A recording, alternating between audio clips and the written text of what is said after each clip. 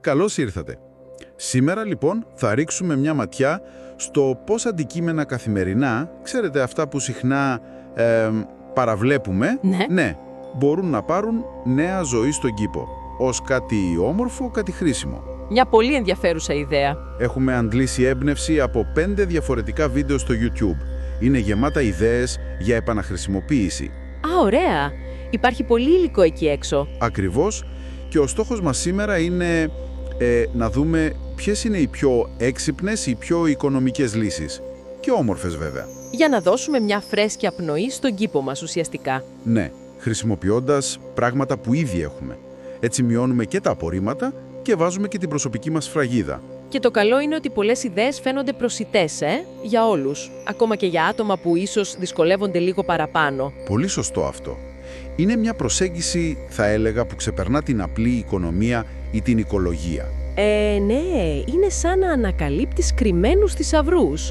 Ομορφιά και λειτουργικότητα εκεί που δεν το περιμένεις. Ακριβώς. Από την κουζίνα, ας πούμε, μέχρι την αποθήκη. Παντού υπάρχουν μικροί θησαυλοί που περιμένουν. Κοίτα να δεις. Ας ξεκινήσουμε λοιπόν από την κουζίνα.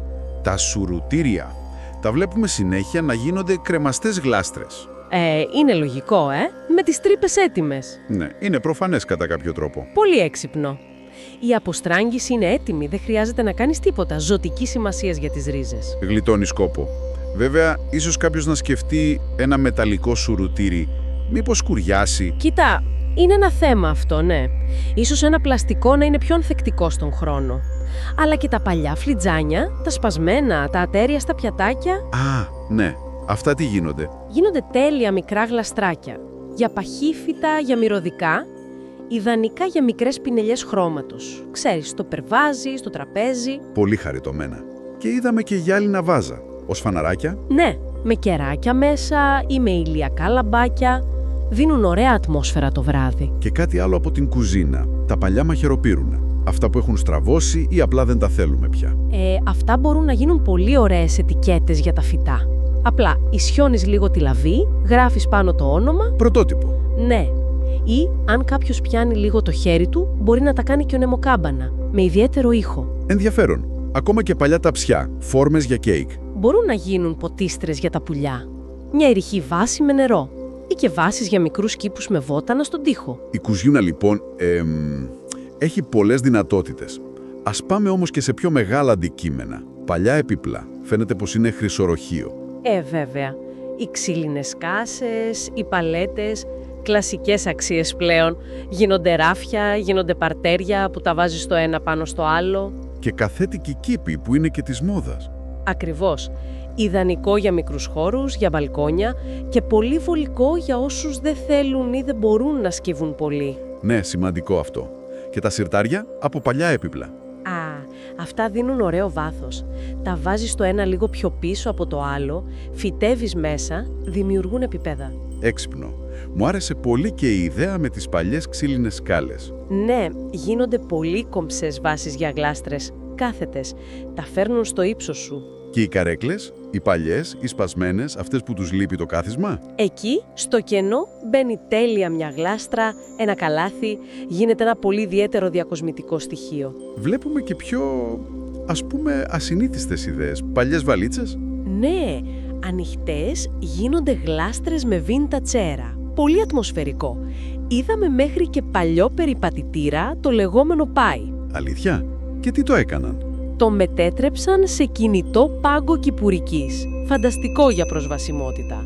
Να έχεις τα εργαλεία σου, λίγο χώμα και να μετακινείσαι. Απίστευτο. Δείχνει πόσο μακριά πάει η φαντασία. Πάμε τώρα στο γκαράζ, στην αποθήκη. Λάστιχα αυτοκινήτου. Κλασικό παράδειγμα. Ναι, τα βάφεις, γίνονται πολύχρωμα παρτέρια ή τα κρεμάς. Ανθεκτικά είναι σίγουρα. Ναι, αλλά είναι ασφαλή. Ας πούμε, για να βάλεις μέσα λαχανικά, το ανέφεραν καθόλου οι πηγές αυτό? Είναι μια καλή ερώτηση. Κοίτα, οι πηγές εστίασαν κυρίως στην αισθητική πλευρά και στην αντοχή. Ίσως για φαγώσιμα φυπά να θέλει μια προσοχή παραπάνω. Μια επένδυση εσωτερικά, ας πούμε. Κατάλαβα. Για να είμαστε σίγουροι. Ναι. Από την άλλη, σωλήνες PVC ή παλιές μπάρες κουρτινών. Τέλειες για κάθε τους κήπους. Φράουλες, βότανα, είτε νεκέδες ή μεταλλικοί, τα κουτιά πομπογιές, ας πούμε. Αυτοί τι γίνονται? με λίγο χρώμα ή αν τους ντύσεις με λινάτσα, με σπάγκο, γίνονται πολύ όμορφα γλαστράκια. Ή φαναράκια, κρεμαστά διακοσμητικά. Και τα μπουκάλια, γυάλινα, πλαστικά. Άπειρες οι χρήσεις, για να οριοθετήσεις παρτέρια, σαν μικρά φωτιστικά για να φτιάξεις μόνο σου σύστημα ποτίσματος. Είδα και κάτι σαν δέντρα από μπουκάλια. Πολύ εντυπωσιακό. Ναι, είναι πολύ καλλιτεχνικό αυτό. Δίνει χρώμα και αντανακλά το φως. Ας πάμε και στις πιο καλλιτεχνικές πινελιές, λοιπόν. Παλιές κορνίζες. Α, ναι. Να πλαισιώνουν φυτά σαν να είναι ζωντανοί πίνακες. Υπέροχη ιδέα. Δίνει μια άλλη αίσθηση. Και η τέχνη του ψηφιδωτού. Αποσπασμένα κεραμικά, πλακάκια, ακόμα και CD ή καπάκια.